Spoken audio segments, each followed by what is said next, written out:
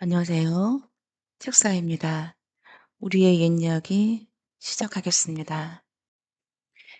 옛날 어느 마을에 노비를 수십 명이나 두고 부자로 잘 살고 있던 선비가 있었다. 자손이 없어 걱정이었는데 만년에 다행히 아들 하나를 두었다. 그런데 아들이 태어나고 집안이 맡은 재산이 슬금슬금 없어지기 시작했다. 종들이 다투어 집안 재산을 훔쳐 달아나기 시작하니 대책이 없었다. 그때 총 가운데 충심이 남다른 노인 하나가 있었는데 어떻게든 상전을 먹여 살려 했으나 한계가 있었다.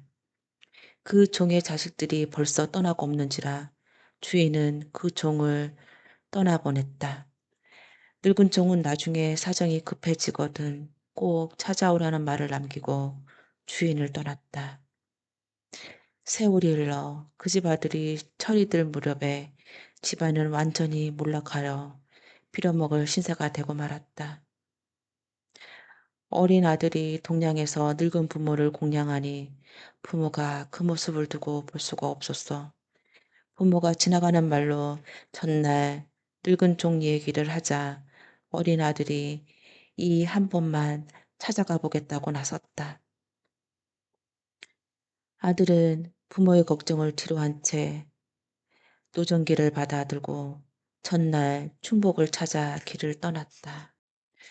아들은 부모의 걱정을 뒤로한 채 노전기를 받아들고서 전날에 충복을 찾아 길을 떠났다. 마침내 그 종이 사는 곳을 찾아가 보니 백호가 되는 마을 가운데에서 제일 부자였다. 종의 자식들이 싫어하는 기색이 역력하였으나 늙은 종은 옛 상전의 아들을 기쁘게 맞이해 정성껏 대접했다. 그리고 아이가 길을 떠날 때 능력껏 돈을 챙겨서 멀리 강까지 배웅해 주었다. 그 종이 챙겨준 돈은 거금 3,000냥이었다. 그는 나중에 자식들이 어떻게 나올지 모르니 다시 찾아오지 말라며 뱃사공을 불러 강을 건네주었다. 아이가 돈을 싣고 강을 따라 집으로 걸음을 옮길 때였다. 멀리 강에서 이상한 광경이 보였다. 소복을 입은 늙은 여인과 젊은 여인이 있었는데 늙은 여인이 물에 빠지려 하면 젊은 여인이 붙잡아 말리고 젊은 여인이 물에 빠지려 하면 늙은 여인이 붙잡아 말리며 통곡으로 우는 것이었다. 아이는 무슨 일인데 궁금해서 다가가 물었다. 어쩐 일로 이렇게 서로 죽으려는 것인지요? 아이가 거듭해서 묻자 늙은 여인이 눈물을 흘리며 말했다. 나는 이골 아전의 아내이고 이 사람은 내 며느리랍니다.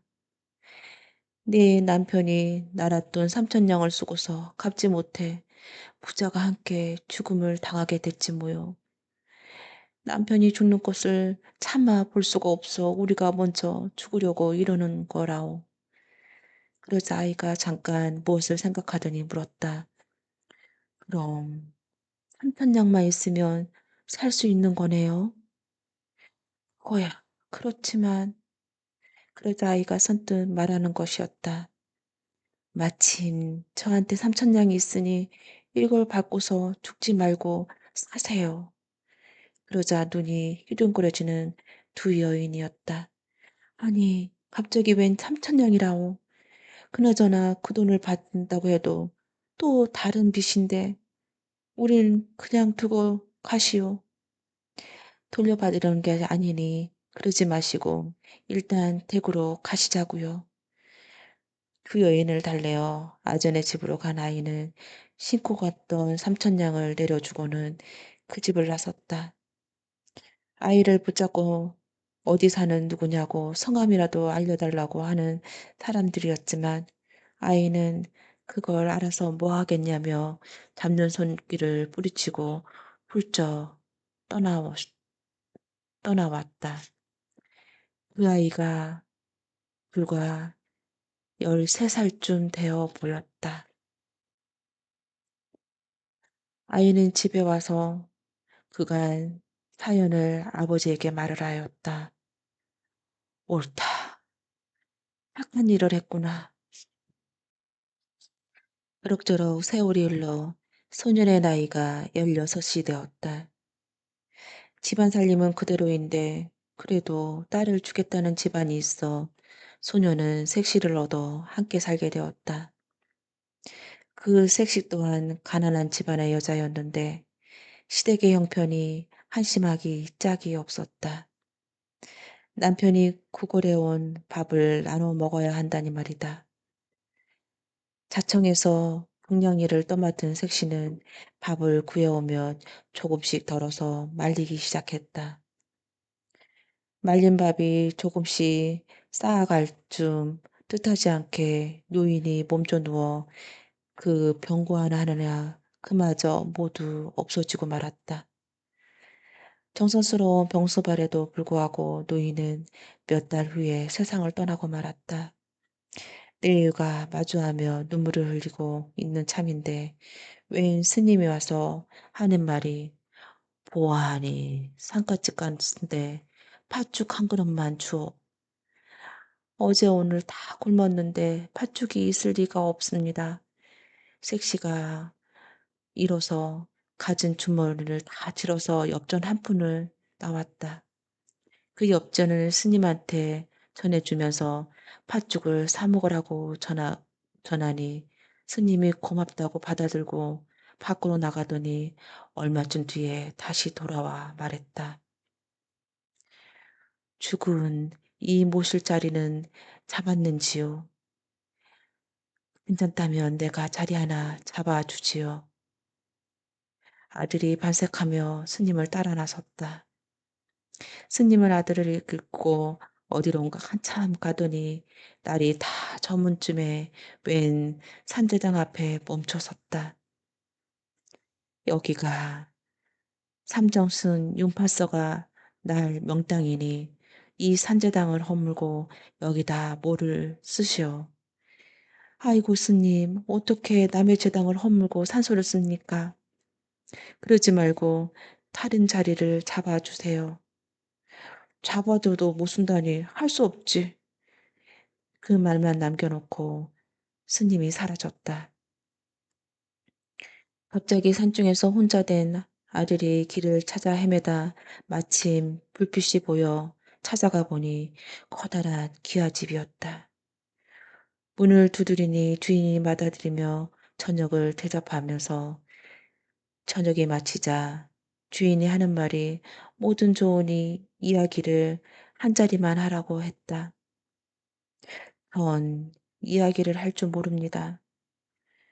오늘 오다 본 것도 좋고 아무거나도 좋으니 이야기라도 한번 해주시라고 자꾸만 재촉하는 주인의 권유에 아들은 무섭고 꺼낸 얘기가 지난날 강변에서 물에 빠지려 죽으려 두 여인을 구한 일이 있었다고 말을 했다.